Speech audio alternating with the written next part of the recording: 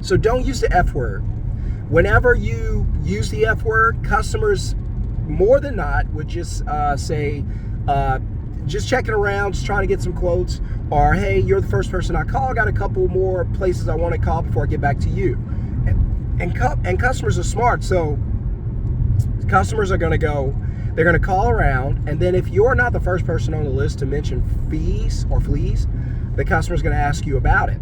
So the customer's going to go ahead and say, whenever you do give the quote, the customer's going to go ahead and ask you, hey, by the way, any fleas? Because I don't like itching. That's what they're telling you. I don't like itching.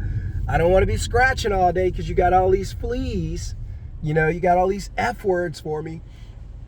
And so at that point, you're going to have to disclose what your fees are.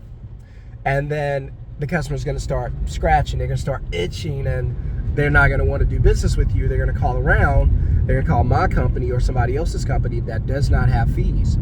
And that person's going to be able to do the same job, if not better, and not have the fees. But I know what you're thinking. If they don't have the fees, they're going to lose money. Not necessarily. There's a way for you to get the money without using the F word. So, got to get really creative. Your script's got to be off the chain, but you can still make your fee money from the customer without giving them fleas. You can still get paid. You can still make the same money. If, for instance, your first 2 hours on a job is $347, which is, should be the minimum you guys are out there doing. $347 should be the minimum. How do I know this? Because moving is hard, and the customers know that. That's why they're willing to call 10, 20 companies to get a quote, because what they're doing is they've got these companies racing each other to the bottom of the food chain to eventually somebody's going to be out there working for cheap. And so that's why I always tell you guys, every customer is not your customer. If they want you to compromise the value of your brand to meet what they're able to afford, that's not your customer, and that's okay, because you don't want to be out there working hard for a little money. And now you've got to do 2 jobs just to make up what you lost for doing 1 job cheaply, right? And then typically, I know, the cheap people typically make the worst customers. They don't want to tip. They're watching everything. They're trying to get money back from damages that's been 6 years ago, but you don't know about it. And they know you don't know. And so they accuse you of doing it. And now you got an utter disaster on your hands. Your crew is calling you from the truck going, hey, this customer is ridiculous. He or she's watching everything that I do. It's just a nightmare out here. I wish we wouldn't have booked that. And now you got an upset crew. You got leadership out there who's not excited about what you book for them, because you've got to understand also, as a business owner, it's not always about the money. Protecting your crew and your employees is more important than the dollar amount, because if you don't protect them, they don't come to work for you, or they don't do a good job for you. And now you're going to lose money, future money anyway. But if you protect them and they know, hey, our guy Sean's got our back. Hey, Damien's got our back. We know we're going to be okay. This guy's got our back. Now, guess what?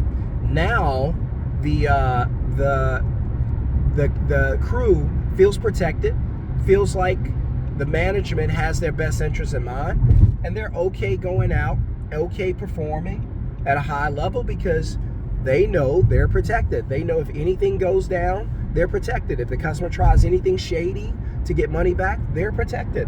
They know when they pick up that phone, Sean's on their side. They know I'm not just going to listen to the customer and chew my guys out. I'm on their side. Hey, let's find out. I trust you. What's going on out there? Right? So you don't want to have these fees. You don't want to use the F word.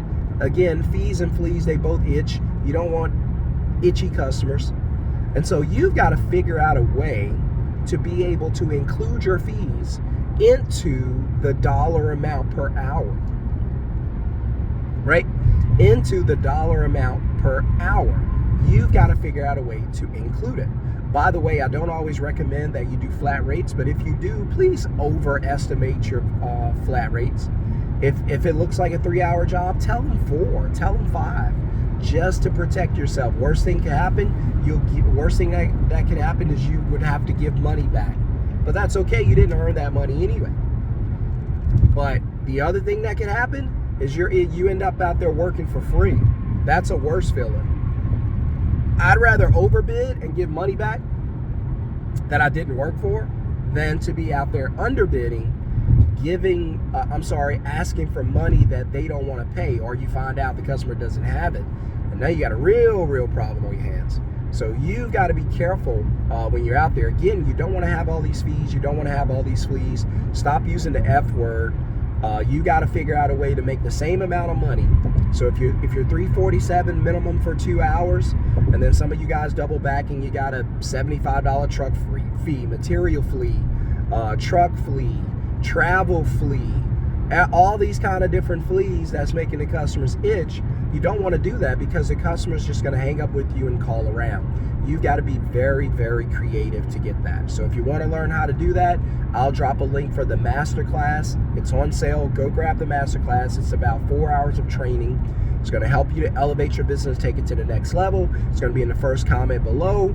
If you want to get one-on-one coaching with me, just write coaching in the comments. And if I have time in my schedule, maybe we could set something up. I'm very limited, especially going into the next year, especially with the clients that I already have, the students I already have that I'm working with. But guys, let me know, what do you think about this video? Do you guys want to charge fees? Do you want to get away from doing that? Do you find that customers typically want to move around and check other quotes whenever you mention that? Are you nervous about mentioning it? Or if you want to learn how to include my fees without having to use the word fee and still make the same amount of money, then put that in the comments. But go ahead, if you like this video, drop a 1. If you have a question or comment, drop it in the box. I'll drop the link in the first comment for the masterclass, and then I'll see you guys in the next video. Peace.